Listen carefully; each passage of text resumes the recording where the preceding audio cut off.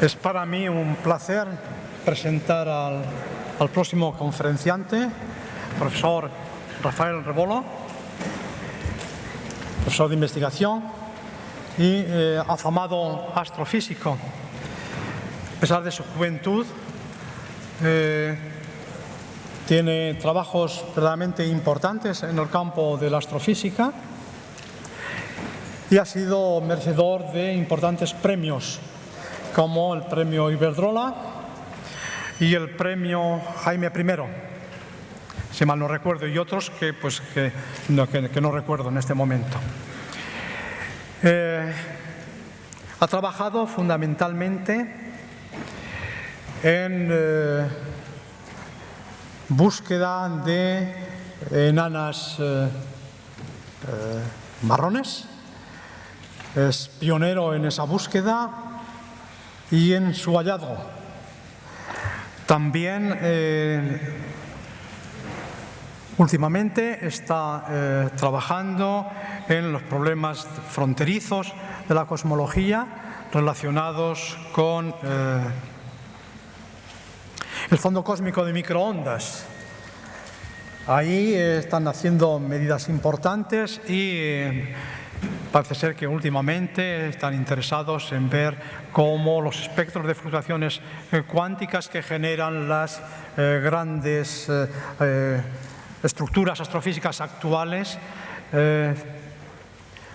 cómo de ese espectro pueden determinar pequeñas variaciones del índice espectral que permita delimitar mejor y excluir una serie de modelos inflacionarios y limpiar un poco, desbrozar el camino.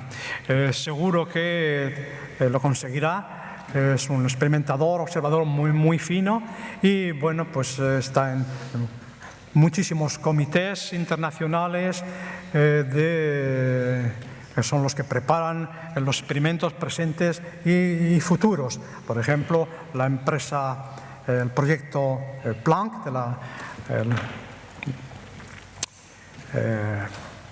de la sonda espacial Planck, que se lanzará muy pronto al espacio y que mejorará bastante las medidas logradas con la sonda MAP. Entonces, ya sin más dilación, le doy la palabra al profesor Rafael Rebolo. Muchas gracias por esas amables palabras. Muchas gracias por la invitación tanto al presidente del comité como al profesor Echenique, por la invitación para estar aquí y poderles hablar sobre el origen y la evolución del universo y los retos que llevan consigo a la cosmología. El contenido de la conferencia está resumido aquí, después de una breve introducción donde les resumiré lo que sabemos del universo que podemos observar. Les presentaré los aciertos y algunos de los inconvenientes que puede tener el modelo que hoy explica el origen de este universo y algunos de los fósiles cósmicos que tenemos la fortuna de poder investigar y por tanto poder ahondar en nuestro conocimiento de las condiciones iniciales. Les llevaré pues a los desafíos más importantes que tenemos en este momento en este campo de investigación, a mi entender, que tienen que ver con la expansión acelerada y los ingredientes que llamamos materia oscura y energía oscura del universo. El universo que observamos, pues en una breve descripción, que comienza partiendo del tamaño de nuestra Tierra, con un radio de 6.300 kilómetros, que comparada con el planeta más grande del sistema solar, con Júpiter, pues la tienen aquí, a escala. Ya nos da una idea por su ubicación con respecto al Sol. La distancia de la Tierra al Sol es 8 minutos luz, 150 millones de kilómetros. Pues el entorno en el que nos movemos es un entorno, sistema planetario, donde las dimensiones son del orden de unas cuantas horas luz. Esto es lo que los astrónomos durante muchos siglos pudieron investigar, hasta el siglo XVI, XVII, XVIII. Las nociones de dimensiones más grandes que estas pues, eran inexistentes. Pero el estudio de la velocidad y de la distancia al Sol de estos planetas permitió establecer esta gráfica que ven ustedes aquí, una fantástica relación entre velocidad y distancia que sin duda llevó pues, a los grandes pensadores, a Newton y a otros, a concebir la necesidad de una ley fundamental en la naturaleza que pudiera dar una explicación simple de este comportamiento. Es de todos conocida que la ley de gravitación permite explicar, y aquí tienen la genialidad de Newton, permite explicar que, suponiendo un movimiento circular para los planetas, la aceleración de estos planetas viene dada por una fuerza que tiene esta expresión simple. Aquí tienen la explicación de esa curva. La velocidad es inversamente proporcional, inversamente proporcional a la distancia que separa los planetas. Este tipo de estudio que tiene su origen en la astronomía y que conduce al desarrollo de una ley fundamental de la naturaleza tiene hoy algunas similitudes que yo voy a intentar presentarles. Una de las ventajas de tener una formulación esencial, fundamental, es que podemos determinar la masa del Sol. Y da igual el planeta que tomemos, la Tierra, Júpiter o Neptuno, si nuestra formulación es correcta, obtenemos la misma masa para el objeto que gobierna de alguna manera el comportamiento del sistema solar. Nuestro Sol se encuentra en una galaxia, como esta que ven aquí, parecida a esta, en una región del extrarradio de la galaxia, conjunto de miles de millones de estrellas que se distribuyen por una región del espacio que puede tener unos 200.000 años luz de tamaño. Está formada por estrellas, como estas que pueden ver aquí, la región de las Pléyades, por gas, materia, que posiblemente dará lugar a otras estrellas. Tenemos galaxias satélites, ahí tienen la nube de Magallanes, millones de estrellas que están en el pozo gravitatorio de nuestra propia galaxia. El centro de nuestra galaxia es una alta concentración de estrellas, posiblemente alberga un objeto supermasivo, lo que llamamos un agujero negro. Y otras galaxias seguramente tienen una configuración parecida a la nuestra. El universo es muy rico en las formas de las galaxias, como les voy a mostrar a continuación. Estos conjuntos de miles de millones de estrellas se agrupan en estructuras como esta, una galaxia espiral con estructura bien definida, o en galaxias que tienen distribuciones barradas, siguen siendo concentraciones de materia en forma de estrellas y de gas, o en concentraciones elípticas, como esta galaxia que pueden ver aquí, donde hay menos gas, porque ya se ha producido la formación de estrellas y más polvo, o galaxias irregulares, que no tienen una morfología bien definida, incluso galaxias peculiares que pueden ser resultado de la colisión de galaxias entre sí. La riqueza del zoológico galáctico es enorme, pero en definitiva todas ellas están formadas por estrellas y gas, materia luminosa. Quizás estén formadas por algo más, como les voy a comentar a continuación. Ese algo más no lo vemos, pero lo podemos inferir siguiendo esquemas de observación parecidos a los que se siguieron en el sistema solar, que nos determinaron esta maravillosa relación de la ley de la gravitación universal. La materia en las galaxias sigue una dinámica. Cuando hemos aprendido a determinar velocidades de las estrellas dentro de las galaxias y determinar cómo cambian las velocidades de estas estrellas según nos alejamos del centro de la galaxia, tenemos curvas como esta que ven aquí en la zona superior, donde representamos velocidad de galaxias frente a distancia. Este tipo de medidas se han desarrollado mucho en las últimas décadas y nos han llevado a un problema que les voy a enunciar brevemente. Les recuerdo lo que comentaba al principio, la relación entre velocidad y distancia en el sistema solar, los planetas del sistema solar. Cabría esperar que lejos del centro de la galaxia, es decir, a regiones suficientemente alejadas de la zona central, el comportamiento dinámico de las estrellas en su giro alrededor del centro de las galaxias fuese una curva parecida a la que, siguiendo la ley de gravitación universal de Newton, a la que hemos aprendido a determinar en el sistema solar. Esta predicción para nuestra galaxia, la zona central la vamos a dejar porque depende de la distribución de materia en estas regiones de las galaxias, pero a suficiente distancia del centro cabría esperar un comportamiento parecido al que se ha observado en el sistema solar. simplemente por la ley de gravitación universal. Pues bien, las observaciones dejan claro que este no es el comportamiento de las velocidades de las estrellas que habitan las zonas externas de las galaxias, ni tampoco el gas que habita en las zonas externas de las galaxias. Esta gráfica para una galaxia es una gráfica típica de la distribución de estas velocidades. En blanco tenemos las velocidades de las estrellas en las regiones externas de galaxias y en blanco, en la zona superior, tenemos las distancias al centro en kiloparsec. Un parsec es 3,26 años luz. Noten, por ejemplo, que las velocidades típicas pueden ser de cientos de kilómetros por segundo a grandes distancias del centro de las galaxias. Cuando uno calcula cuánta materia necesitamos para explicar estas curvas de rotación, igual que calculamos cuánta materia tiene el Sol para explicar el movimiento de los planetas, encontramos que la materia que debe contener una galaxia normal como la nuestra es muy superior a la que podríamos explicar en términos de la luz que emite. Conocemos los procesos físicos que provocan la emisión de luz en las galaxias, es decir, las estrellas o el gas, y no podemos entender cómo la materia luminosa, la que observamos por la radiación que emite, puede dar cuenta de estas curvas de velocidad. De ahí surge uno de los aspectos que conocemos como problema de la masa oscura, masa no luminosa en galaxias. Estas observaciones se hacen con instrumentos en observatorios astronómicos como los que pueden ver aquí. Europa tiene en Chile, en el hemisferio sur, estos dos observatorios y también instituciones europeas tienen sus instrumentos en los observatorios de Canarias, donde yo desarrollo mi labor investigadora. Pero también se utilizan telescopios ópticos en el espacio, como este que pueden ver aquí, el telescopio espacial Hubble. Se ha explorado todo el espectro electromagnético tratando de buscar evidencia de esa materia que no es luminosa. Cuando hablo de luz, no solamente me refiero a la luz visible, estamos buscando evidencias en emisiones de rayos X, en rayos gamma, en el infrarrojo o en microondas.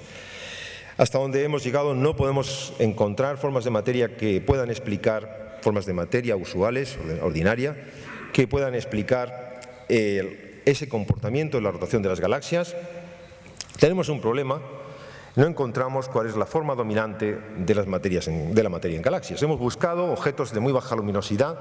Las enanas marrones ha sido, por ejemplo, uno de los temas que a mí me han interesado especialmente, y ahora que sabemos que existen estos objetos a mitad de camino entre las estrellas y los planetas y que hemos empezado a hacer una estadística eficiente de cuántos puede haber en nuestra propia galaxia, y son miles de millones, pero no suman la cantidad de materia suficiente para explicar el comportamiento de esas curvas de rotación. Quizás haya formas de materia que desconocemos, materia no ordinaria, débilmente interactiva con la propia materia, con la materia ordinaria, protones, neutrones, y las teorías de física de partículas elementales, pues nos proporcionan un gran abanico, muchas posibilidades, acciones, neutralinos, fotinos, para este tipo de materia que no se manifestaría como materia luminosa. Las búsquedas directas e indirectas de este tipo de materia son muy intensas. La evidencia de que la materia oscura existe a escalas más grandes en el universo también crece con el paso del tiempo, desde los años 30, para explicar las aglomeraciones de galaxias en lo que llamamos cúmulos de galaxias, conjuntos de miles de galaxias, aquí tienen un ejemplo, para explicar las velocidades, la distribución de velocidades de las galaxias en estos conjuntos. También se requiere incorporar mucha más materia al grupo de galaxias que la que podemos determinar en base a los procesos de emisión de radiación.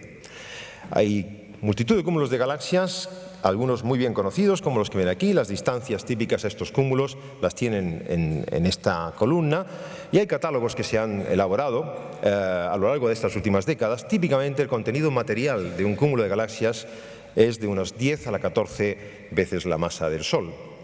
La distribución de las galaxias y los cúmulos de galaxias en toda la bóveda celeste, representada aquí en un planisferio, algo equivalente a como representaríamos pues, la superficie de la Tierra pues, en un plano, nos muestra, dejando al margen la zona central, que es donde estaría nuestra propia galaxia y que impide una catalogación completa de todos los objetos que existen, nos muestra la distribución de galaxias y de cúmulos de galaxias a gran escala en el universo que hemos podido catalogar con los medios a los que me refería.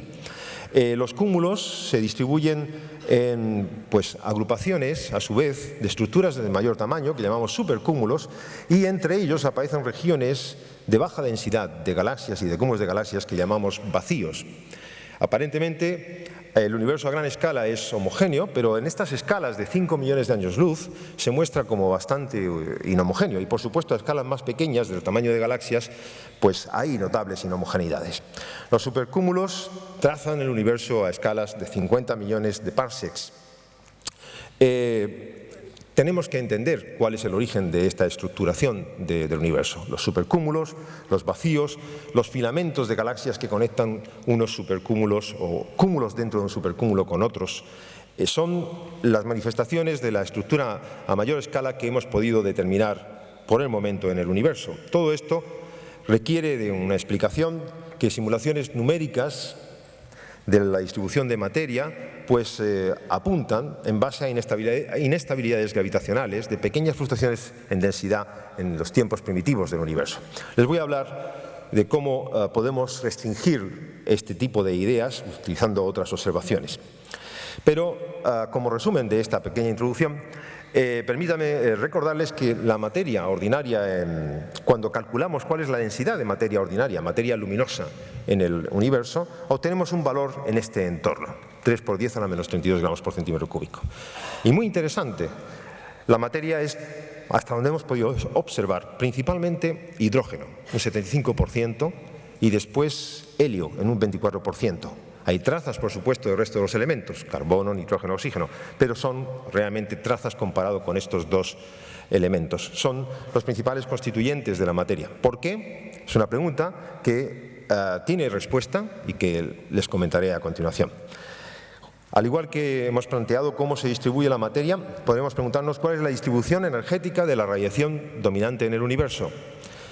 Y la radiación dominante en el universo no es la que proviene de las galaxias que les he estado comentando. La radiación dominante en su contenido energético en el universo es la que está asociada a esta distribución que ven aquí. La densidad de energía de esta distribución, que tiene su pico en microondas, por eso recibe el nombre de fondo cósmico de microondas, la densidad de energía es la más alta. No hay otra región del espectro electromagnético que por fuentes cósmicas tenga una densidad de energía mayor. Y esta es la densidad asociada de materia, la equivalencia de materia-energía, que pueden comparar con el valor de 10 a la menos 32 que comentaba antes para la distribución de materia luminosa. El contenido energético en forma de radiación en el universo, si esta es la forma dominante, es inferior al contenido energético en materia en el universo. Estas son determinaciones empíricas que tienen cierto rango de error, pero que esta diferencia está bien establecida. El rango de error es bastante inferior a la diferencia que les he comentado. Junto a este universo que vamos observando, tenemos un fenómeno dinámico muy importante, detectado en primer lugar en el año 29 por Hubble, astrofísico norteamericano. Este es el trabajo que publica en este año sobre la velocidad y la distancia de las galaxias, de las nebulosas extragalácticas, las primeras galaxias que empezaron a identificar en aquellas décadas. De nuevo, volvemos a conectar velocidad y distancia y tratamos de buscar una ley que nos permita entender por qué tenemos una relación simple. Hay una analogía formal con lo que les comentaba al principio en el sistema solar. Por supuesto, estos trabajos fueron refinados en las décadas posteriores. Sandage y otros han contribuido a un buen conocimiento de esta relación entre la velocidad de las galaxias y la distancia a nosotros, y esto podría resumir aproximadamente cuál es el estado de las medidas en este campo. Las velocidades típicas de los cúmulos de galaxias distantes, como pueden ver aquí, son del orden de miles de kilómetros por segundo, de decenas de miles de kilómetros por segundo, cuando vamos a distancias de miles de millones de años luz. Hemos dado un salto cualitativo muy importante en estas relaciones velocidad-distancia. Aquí tienen la simple formulación de esta relación, y este parámetro, la h, es lo que recibe el nombre de constante de Hubble, ha sido medido con bastante precisión relativamente en tiempos recientes. el proyecto clave del telescopio espacial enfocado a determinar el ritmo, bueno, la relación entre velocidad y distancia de las galaxias da como valor 72 kilómetros por segundo por megaparsec para la pendiente de esta relación. Hay otras técnicas para determinar la relación entre velocidad y distancia que les comentaré a continuación y que arrojan valores similares. Un universo que aparentemente está en expansión, puesto que las galaxias se alejan unas de otras con velocidades cada vez mayores, aparentemente mayores conforme la distancia entre los objetos es mayor, requiere de una explicación. ¿Qué puede tener esto que ver con el origen del universo? Pues necesitamos recurrir a la teoría general de la relatividad para dar un marco de explicación a estas observaciones, y estos son los trabajos que han sido mencionados en la magnífica conferencia anterior, de forma que yo no voy a entrar en más detalles, excepto recordarles de nuevo que la presencia de materia determina la geometría de espacio-tiempo y la geometría determina el movimiento de la materia, de forma que tendremos que encontrar un contexto donde explicar las observaciones de Hubble que tenga en cuenta estas relaciones. Por supuesto, eso lleva consigo pues, un cambio en nuestra noción cotidiana de medida de distancias. La medida de distancias se generaliza con tensor métrico y hay que ver cómo la materia y el contenido energético del universo se relacionan con los componentes geométricos de él. De hecho, una observación astronómica que pone de manifiesto con claridad meridiana que efectivamente la materia condiciona la geometría, la propagación de la luz, es lo que llamamos lentes gravitacionales. El primer objeto observado como espejismo gravitacional es este que ven aquí, un quasar a muy grande distancia de nosotros, cuya observación en varios sistemas múltiples, tres sistemas, se detectó en el año 79. Cada una de estas imágenes es esencialmente la imagen del mismo objeto que está aquí, que detectamos con un efecto de espejismo gravitacional directamente vinculado a la teoría general de la relatividad y los arcos gravitacionales más complejos que se provocan cuando la radiación de objetos distantes atraviesan cúmulos de galaxias, tienen una cierta distribución de materia. Los arcos gravitacionales también son explicados de esta manera. Cuando utilizamos como objeto de estudio todo el cosmos, tenemos que recurrir a hipótesis muy sencillas de homogeneidad y expansión isotrópica. Homogeneitatea eta expansio isotropikoa, teoria ematen digu formulazio matematiko bat ikusteko nola sortu den, gutxienez nola bilakatu den unibertsoa. Kontuan izan behar dugu, donde todo lo que observamos ahora estuvo seguramente comprimido en una región muy pequeña, pues debió estar dominada su energía seguramente por la radiación. Cuando utilizamos la homogeneidad, la expansión y la teoría general de la relatividad y aplicamos estas nociones al estudio del cosmos, aplikatzen ditugunean kosmosaren ikerketarako zorionez erlazio topatu dezakegu, erlazio matematiko simplea, erlatiboki ikerketa gai hau definitzeko Friedmanek eta besteek egin zuten, ekuazio dinamiko bat eman ziguten unibertsioaren bilakabiderako, hipotesia hauetan oinarrituta, hemen daukazu laburtuta. Unibertsioaren tamainaren aldaketa, denborarekin normalizatuta, bere tamainan dagoen materia eta energia edukiaren arabera doa. Eta beraz, unibertsioaren ezaugarri geometrikoen arabera doa. Kurbaturak 0, bat edo minus bat balioa izan dezake, edo baita ere energia osagaien arabera joan daiteke.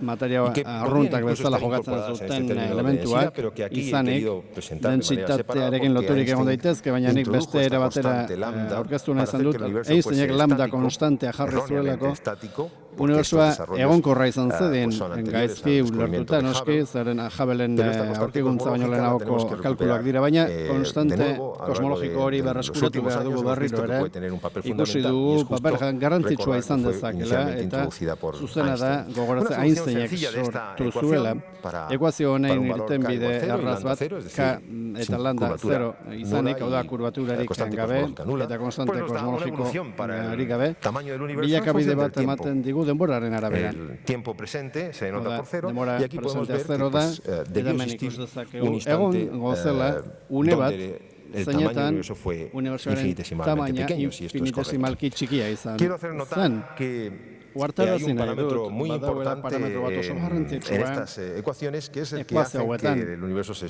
¿Qué valor de la densidad total de materia y energía haría que el universo se expandiera indefinidamente? Este valor se obtiene fácilmente de las ecuaciones anteriores y la densidad que llamamos crítica, la que hace que este modelo sea el que permite una expansión indefinida.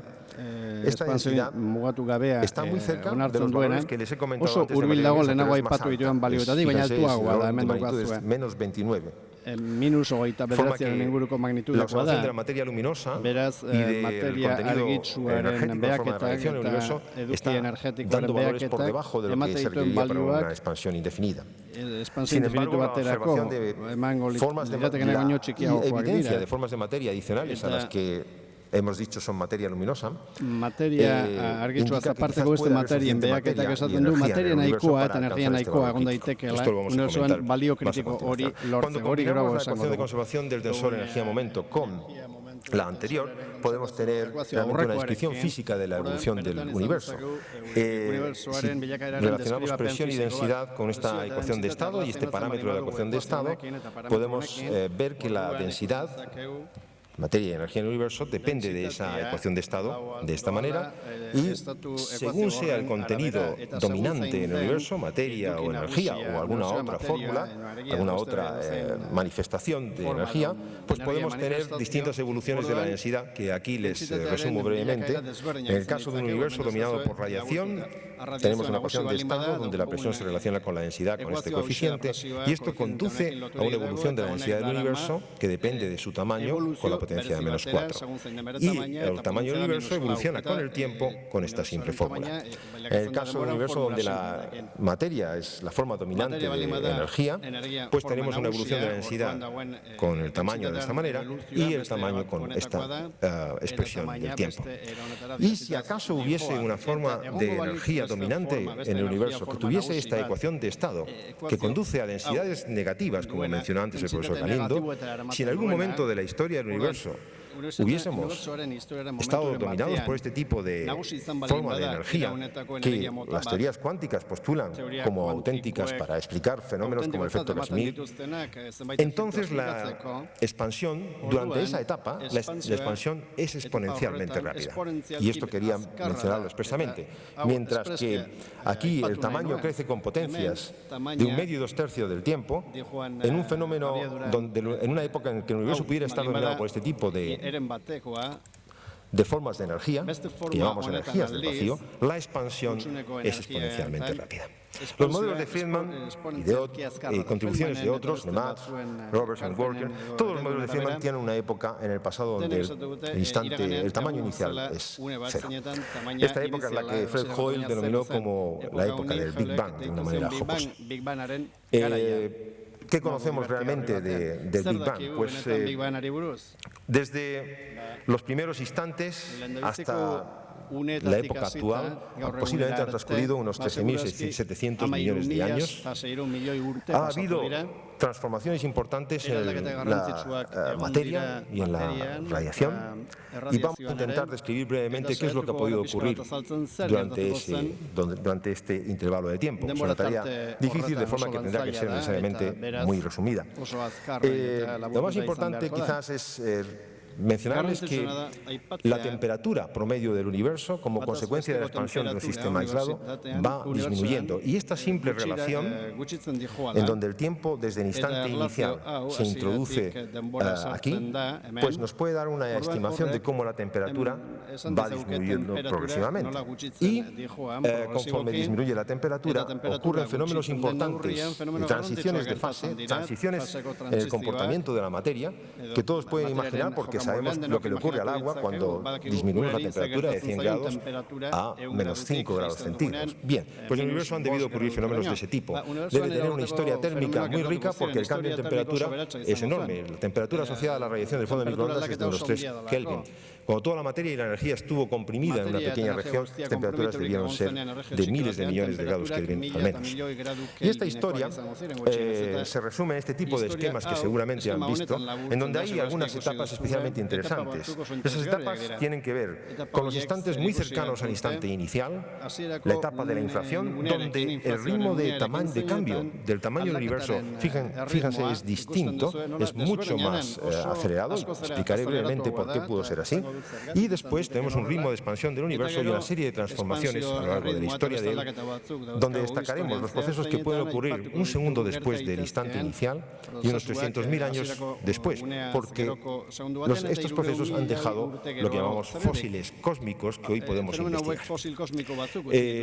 A lo largo de esta historia térmica, las interacciones dominantes son de distinta naturaleza. Ahora el cosmos está gobernado por interacción gravitatoria. En etapas previas, las interacciones electromagnéticas tuvieron un papel principal.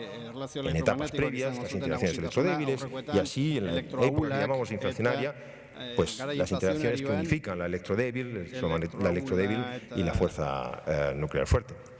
Bien, esta primera etapa, la que está más cerca del origen, posiblemente la que despierta mayor interés, es también la más desconocida. Sobre la etapa inflacionaria, que pudo ocurrir a unos 10 o unos 35 segundos después del instante inicial, tenemos algunas formulaciones especulativas de la física de esos instantes que se vinculan esencialmente con la existencia de algún tipo de energía del vacío, energía que lleva asociada a una densidad negativa, que provocaría una expansión acelerada del universo, en donde el universo en unos micro instantes multiplicaría su tamaño por un factor enorme. Esa etapa no la mencionaría si no dejara algunos fósiles cósmicos que estamos en condiciones de investigar, porque como digo es una etapa de absoluta especulación teórica, pero en los últimos años, la última década, hemos empezado a encontrar evidencias de algunas predicciones de esta etapa que encajan bien con las observaciones. Entonces, las ideas de inflación que surgen en los años 80 para resolver algunos problemas del modelo clásico de la gran explosión, en gran medida permiten explicar problemas cosmológicos que de otra manera pues no tendrían muy fácil solución. Este es un campo muy activo de investigación teórica y también desde el punto de vista experimental las observaciones se intentan refinar lo suficiente para restringir las características del campo que pudo originar esa expansión acelerada del universo mediante observaciones de los resultados de esa expansión. Una de las predicciones de esa expansión acelerada durante un cierto intervalo de tiempo es que la geometría a gran escala del universo debe ser lo que llamamos una geometría plana, una geometría de tipo euclídeo. Y las observaciones del fondo de microondas, como mostraré después, confirman que efectivamente la mejor explicación que tenemos, la mejor medida de las características geométricas del universo a gran escala son las que requieren efectivamente de una geometría plana.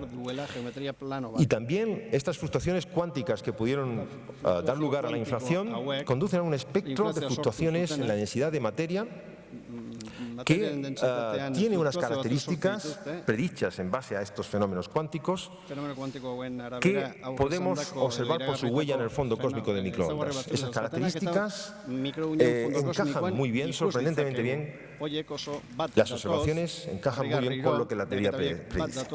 Y de ahí que haya, por tanto, que considerar seriamente el escenario inflacionario.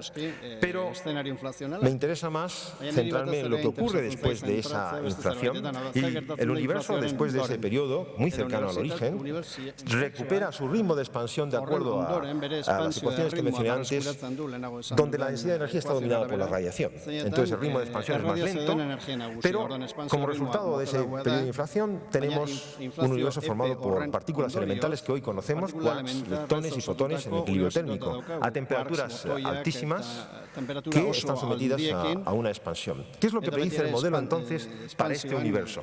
¿Y qué rastros podemos encontrar en el cosmos hoy día de esto? Porque en el universo actual no tenemos quarks o leptones, quarks libres, por ejemplo. Es muy interesante que este conjunto de grandes familias de partículas que la física de partículas nos ha mostrado como constituyentes elementales de la materia, pues incorporados a este escenario conducen a una serie de predicciones que tienen reflejos en las observaciones del cosmos. La primera es muy simple.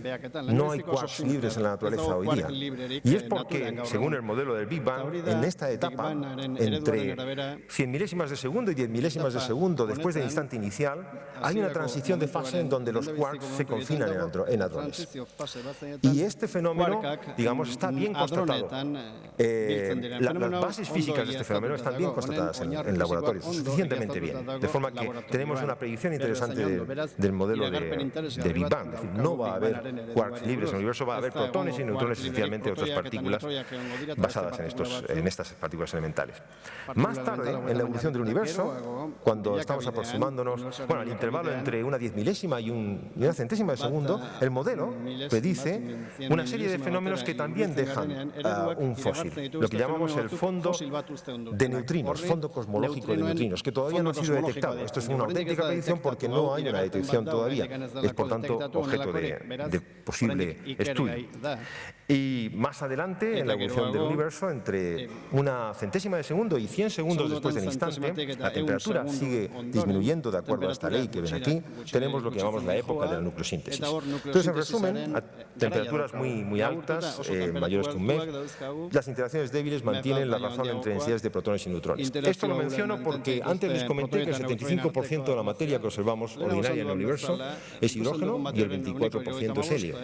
Esto nos da una proporción entre el número de protones y el número de neutrones que hay en el universo, y tenemos que explicar esto de alguna manera. El modelo de Big Bang permite entender esta razón entre protones y neutrones de una manera muy natural, sencillamente por el equilibrio térmico que hay entre estas dos partículas y la diferencia de masa entre el protón y el neutrón. Uno puede encontrar en un modelo simple de Big Bang que el valor estaría aproximadamente en torno a este cociente que evoluciona con la temperatura, pero debido al enfriamiento del universo y a la cancelación de algunas de las eficiencias de algunas de estas reacciones, pues al final se puede explicar por qué en el universo esencialmente existen muchos más protones que neutrones. Ese fenómeno, junto con el del background de neutrinos, que no puedo entretenerme en explicar en detalle, son dos de las predicciones de fósiles cósmicos del modelo de Big Bang. Pero una predicción que ha sido constatada es justamente la de la nucleosíntesis, de elementos muy sencillos en los primeros minutos del universo, constatada empíricamente, como les voy a mostrar a continuación. Cuando la energía es suficientemente baja para que estas reacciones de ida y vuelta entre neutrones y protones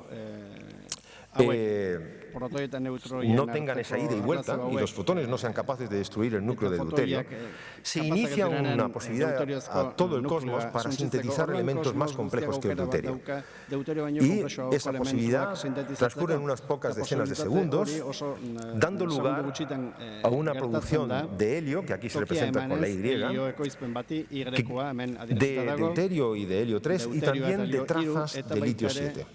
Estos tres elementos se producen en los primeros minutos del universo en proporciones que dependen de la densidad de nucleones en el universo, de acuerdo a estos valores en gramos por centímetro cúbico que tienen aquí.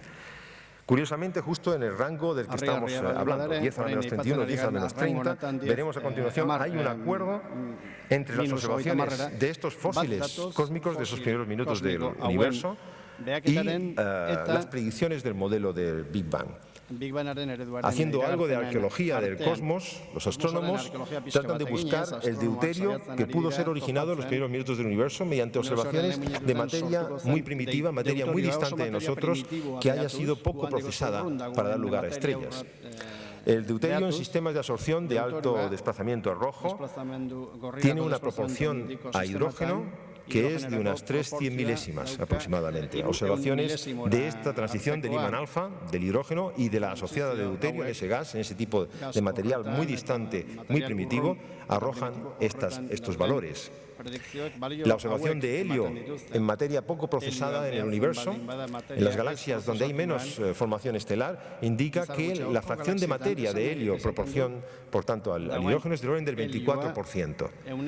Las observaciones astronómicas del litio, este elemento que se sintetiza en una proporción de un núcleo por cada 10.000 millones de núcleos de protones, de hidrógeno. Las observaciones en las estrellas más antiguas de nuestra galaxia, algo a lo que yo me dediqué hace unos 17-18 años, muestran esta transición de litio y la abundancia que se obtiene cuando se interpretan estas transiciones en los espectros de estrellas conducen a valores de una parte en 10.000 millones. Cuando uno resume las observaciones en estrellas muy antiguas, observa que al principio de las formaciones en nuestra galaxia de estrellas, que es esta región de aquí, el contenido de litio era muy estable. Con el paso del tiempo ha aumentado por procesos galácticos. Pero el valor inicial que podríamos estimar es del orden de una parte en 10.000 millones, justo el rango que predice la nucleosíntesis en el Big Bang. La nucleosíntesis en el Big Bang, aquí resumida, tiene frente a las observaciones de estos fósiles cósmicos, del helio, del deuterio y del litio, tienen un rango de acuerdo solo para un cierto valor de la densidad de nucleones, que es el parámetro que gobierna esa nucleosíntesis. Aquí, expresado como cociente a la densidad crítica, que les comentaba antes, ese valor está en torno a 0,02 en omega BH cuadrado. Esto se traduce aproximadamente en un 4% de la densidad crítica. De forma que este tipo de acuerdo entre observación y predicción conduce a la conclusión de que la materia nucleónica, la ordinaria, puede aportar el 4%, si esto es correcto, el 4% de la densidad crítica necesaria para un universo en expansión indefinida. Eso lo dejamos ahí porque esta predicción que viene de los años 60, 80, con observaciones hasta los 90, ha sido confrontada recientemente de manera independiente por las observaciones del fondo de microondas, arrojando un valor similar. Por tanto, creemos firmemente que el 4%, como mucho, de la densidad crítica en el universo está proporcionada por materia ordinaria. Pero otro fósil cósmico de extraordinaria importancia se produce después de este fenómeno de nucleosíntesis, transcurridos unos cientos de miles de años. La materia se ha enfriado lo suficiente, nos dice el modelo de Big Bang, como para que la radiación deje de interaccionar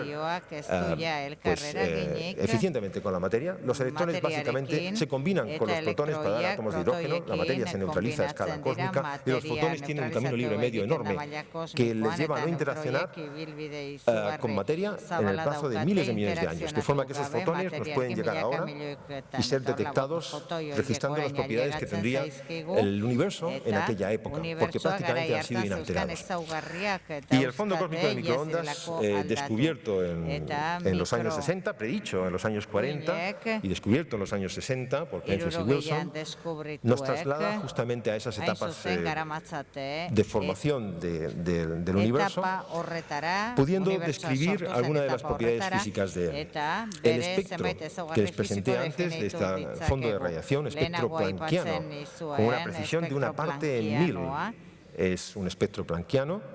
Es una radiación además muy isótropa, su intensidad es prácticamente la misma en cualquier dirección en la que observamos. La isotropía nos lleva a una parte en 100.000. Tenemos que dar una explicación de por qué el fondo de microondas es tan isótropo en un universo que ha evolucionado dando lugar a una estructura muy rica que les he comentado antes, supercúmulos, cúmulos de galaxias. Afortunadamente el satélite de la NASA, COBE, en el año 92, fue capaz de medir que efectivamente existían pequeñas irregularidades en el fondo de microondas, o sea, no podía ser perfectamente isótropo si el universo es a escalas de galaxias y cúmulos de galaxias, no es perfectamente isótropo. El fondo de microondas tampoco podía serlo en nuestro contexto de interpretación de estas estructuras, que vincula a pequeñas fluctuaciones, vincula su origen a pequeñas fluctuaciones en la densidad de materia en etapas primitivas, que incluso nos llevan a la propia etapa inflacionaria. Este satélite, por supuesto, midió con el fondo de microondas en toda la bóveda celeste con gran precisión, mostrando que es uniforme. Midió el dipolo, el resultado del movimiento de nuestro sistema de observación con respecto al sistema del fondo de microondas, que no es de origen cosmológico, y cuando se sustraen la componente uniforme y la componente dipolar, observó esto que ven aquí, este diagrama, es un planisferio que muestra la intensidad de la radiación de microondas espacial, con su distribución espacial. En el centro tenemos la emisión de nuestra galaxia, de procesos que emiten en nuestra galaxia microondas, que no nos interesan porque no son de origen cosmológico y que debemos corregir, lo que llamamos los foregrounds. Estos procesos, ya digo, son de carácter local. Nos interesan estas estructuras que aparecen a alta latitud galáctica. ¿Cuál es el origen de esas estructuras? Nos interesa observarlas con gran precisión. El satélite COBE obtuvo este mapa, que tiene una cierta resolución, siendo muy notable el resultado. La resolución es equivalente a mirar a la Tierra con un equipo que no permite discernir bien las características de los continentes. Nosotros queremos medir el fondo de microondas con mucha más precisión que lo que hizo este satélite, y desde el año 92 ha habido un esfuerzo enorme para lograr esas medidas, porque en el origen de las anisotropías que detectó este satélite tenemos procesos físicos que tienen lugar en el universo a escala cósmica, en esa etapa a la que me refería, 380.000 años después del instante inicial, que a su vez vienen condicionados por las condiciones físicas de los primeros instantes.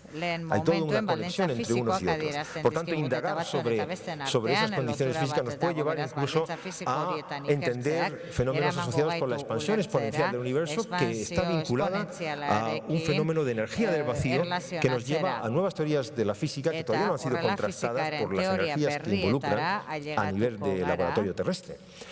Bien, hay distintos procesos que originan la anisotropía. La distribución de la materia en esa etapa que llamamos de desacoplamiento es uno de ellos, el movimiento de la materia en aquella etapa es otro, y las fluctuaciones intrínsecas que pudieron llegar desde etapas muy primitivas del universo. Lo primero, lógicamente, fue confirmar el resultado del COBE, y afortunadamente nuestros propios experimentos en Tenerife fueron de los primeros en el mundo, si no el primero, en confirmar que el nivel de anisotropía medido por el satélite COBE efectivamente estaba en una parte en 100.000. Nosotros conseguimos con estos instrumentos que pueden ver en el observatorio del Teide en Tenerife, en colaboración con la Universidad de Manchester y la Universidad de Cambridge, pues alcanzar esos niveles de sensibilidad en el año 93, al año siguiente. Pero lo interesante de la medida de la anisotropía es obtener realmente medidas de gran resolución espacial. ¿Por qué? Porque la amplitud de las fluctuaciones que podamos medir como función de la escala angular nos determina qué procesos físicos y qué parámetros gobiernan la evolución del universo y los contenidos materiales y energéticos del universo. Esto es un ejemplo de lo que llamamos el espectro de potencias del fondo, la distribución angular del fondo de microondas, y cómo él varía con el contenido total de materia y energía en el universo. Este espectro de potencias es muy sensible, por ejemplo, al parámetro de densidad total de materia y energía.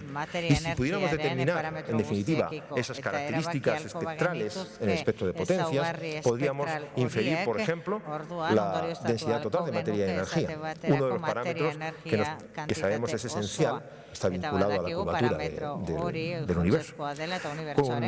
De nuevo, en colaboración con la Universidad de Cambridge y Manchester, nosotros tenemos un experimento, uno de los 4 o 5 experimentos en el mundo que puede medir con gran precisión la distribución de la señal del fondo de microondas. Es un experimento de interferometría de microondas en el observatorio del Teide, también en Tenerife, que ha obtenido estos mapas donde la resolución es aproximadamente unas 40 veces mayor que la que obtuvo el satélite COBE. Estos mapas se han obtenido en el año 2000, 2001, 2002, hasta nuestros días seguimos trabajando con ellos y podemos ver pequeñas fluctuaciones en la intensidad del fondo de microondas a niveles de una parte en 100.000. En distintas regiones, las observaciones permiten incluso construir mosaicos para ir recubriendo mayor región de cielo. Y a fecha de diciembre del 2002 podíamos restringir con las observaciones que les comento estos parámetros que ven aquí. La densidad bariónica, la densidad de neutrinos, la densidad de materia oscura fría, la densidad de energía en fotones. Todos estos parámetros pueden ser analizados simultáneamente por las características del espectro de potencias, es decir, las amplitudes de las manchas que observamos en el fondo de microondas. Este fue el resultado que obtuvimos en el año 2002. El espectro de potencias tiene un primer pico, un segundo pico, un tercer pico. Son procesos físicos de oscilación acústica en el plasma primordial que dejan esta huella en las fluctuaciones. Cuando interpretamos esto en base al modelo de Big Bang, donde las semillas de las estructuras se originan en la etapa inflacionaria, uno obtiene estos parámetros, valores de estos parámetros, donde voy a resaltar esencialmente que la densidad total de materia y energía tiene un valor muy cercano a 1, esto está normalizado a la densidad crítica, por tanto, que el universo tiene, en base a estas observaciones, una densidad total de materia y energía que es igual a la crítica, o indistinguible desde el punto de vista del error experimental, que el contenido de bariones de materia es del orden de el que predecía exactamente la nucleosíntesis primordial, el acuerdo es excepcional, la barra de errores de las más pequeñas aquí, que el espectro de fluctuaciones que se caracteriza por este índice N tiene un valor de 1, un error del 5%, y este índice es el que de manera más natural predice el modelo de inflación. El modelo de inflación, hay muchos modelos de inflación, hay muchos trabajos sobre inflación, pero los modelos más genéricos de inflación predicen estos valores.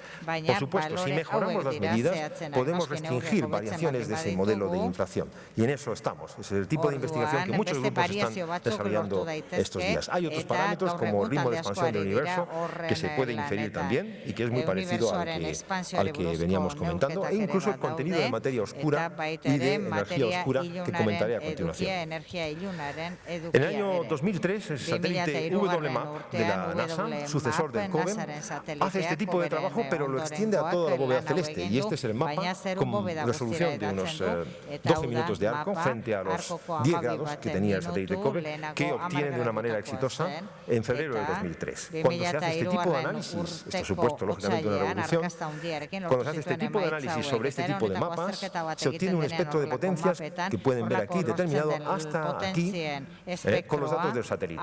El error es muy pequeño y se delimita muy bien el primer pico en el espectro de potencias que los experimentos desde Tierra y con globos habían enunciado de alguna manera poco antes. Más allá, los picos que pueden haber encierran información muy interesante sobre aspectos de las fluctuaciones que pudieron surgir en la inflación, en la etapa de expansión acelerada del universo, la etapa de expansión primitiva del universo. Pero esta región de aquí, que corresponde a medidas de una escala angular muy fina, esto está fuera del alcance del satélite por su configuración óptica. Y eso corresponde a experimentos como el nuestro y otros.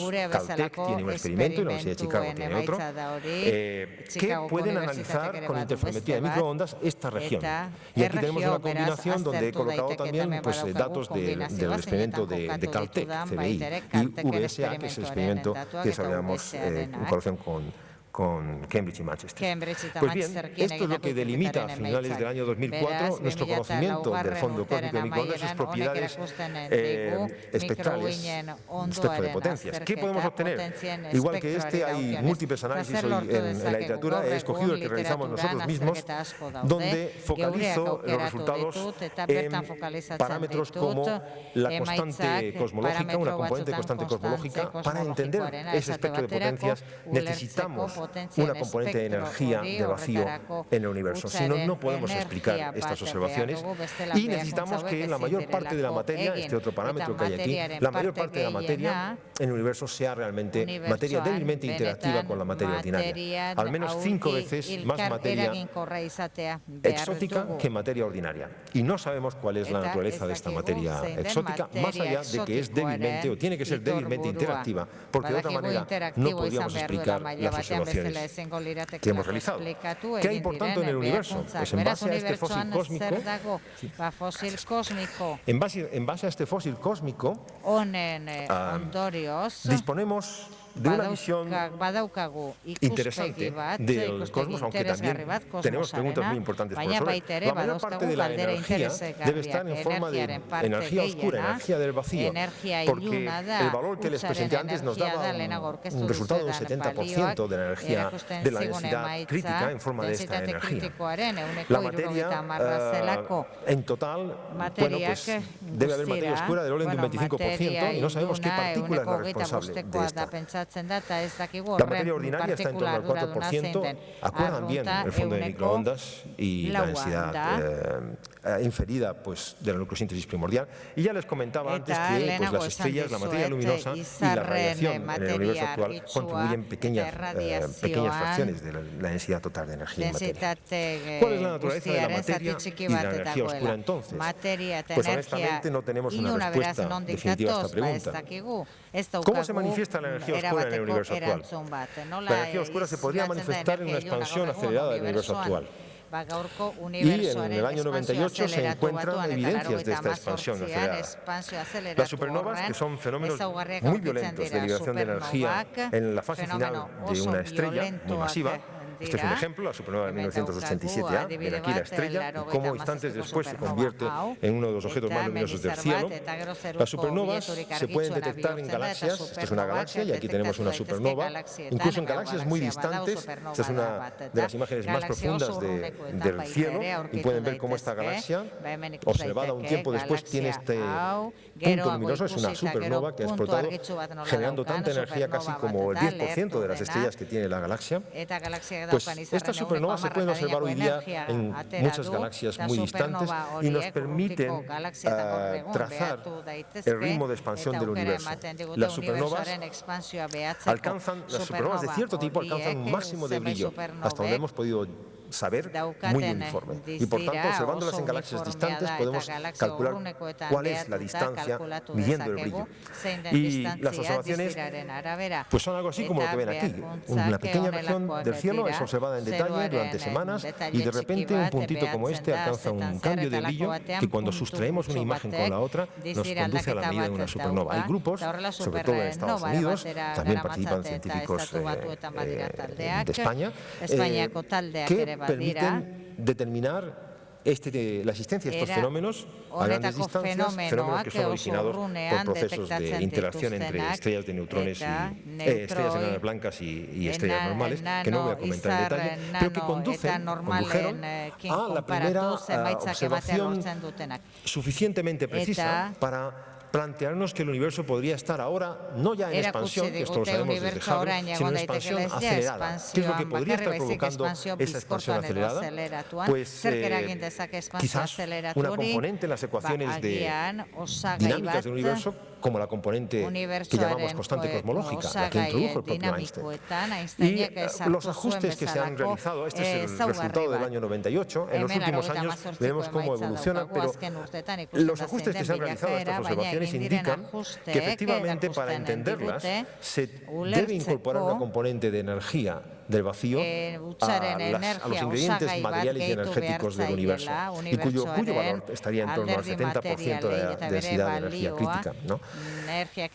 Si resumimos los resultados de las búsquedas de supernovas, aquí hay una relación entre el valor de la constante cosmológica y el valor de la materia, que están en los valores que les he comentado. De forma que este tipo de observaciones se encajan con lo que les he presentado antes del análisis del fondo de microondas. ¿Qué es lo que hace expandirse al universo aceleradamente? Pues realmente no lo sabemos. Puede ser que haya leyes físicas que no conocemos.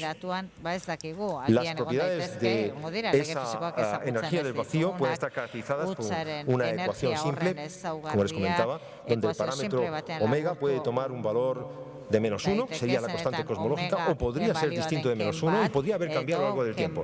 No lo sabemos.